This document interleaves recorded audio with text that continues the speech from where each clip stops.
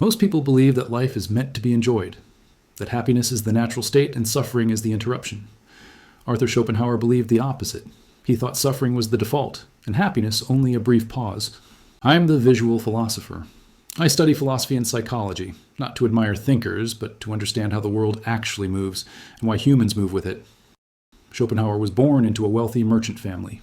His father expected him to inherit his business career. His mother pursued literary fame and social recognition. Schopenhauer rejected both paths.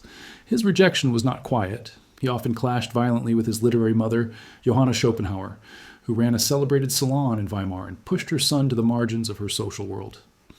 His bitterness was not only philosophical, it was personal, shaped by alienation and resentment.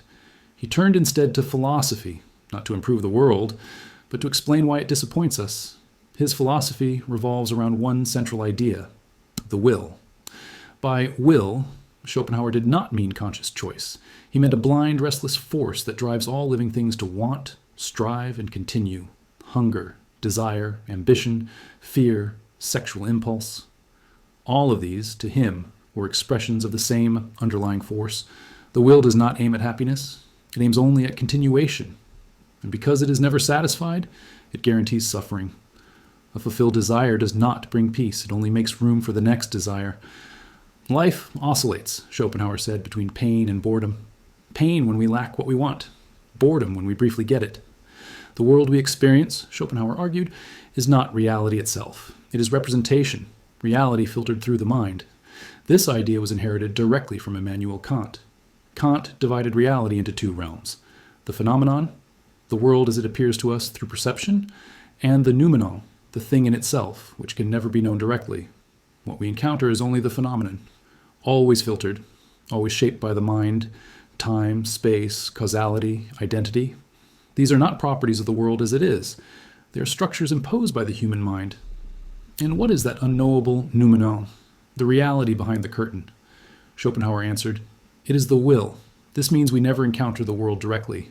We encounter only our version of it. Suffering, then, is not just external. It is built into perception itself. The world feels hostile because the mind is organized around wanting.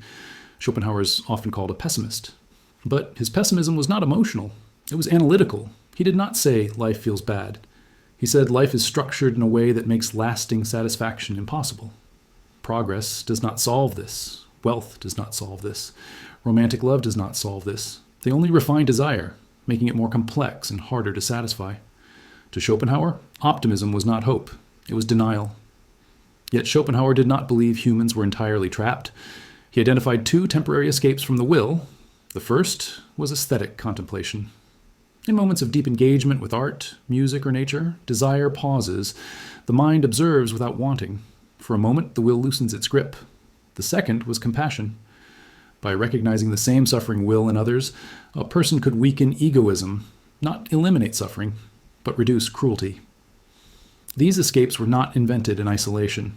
Schopenhauer was deeply influenced by Hindu and Buddhist philosophy, where he found a clear articulation of suffering, desire, and the quieting of the self. In their ancient texts, he recognized the same diagnosis he had reached through reason. These were not solutions. They were interruptions. Schopenhauer did not promise redemption. He did not promise meaning. He did not promise happiness. He offered something colder and rarer, clarity, to see desire as the source of suffering, to see pleasure as temporary relief, not fulfillment, to stop mistaking restlessness for purpose. Schopenhauer did not ask life to justify itself. He assumed it could not. And in that refusal to be comforted, his philosophy remains unsettling and precise. Comment what you like about Arthur Schopenhauer. You can also suggest what philosophers you want me to tell their story in the comment section below. See you in the new episode.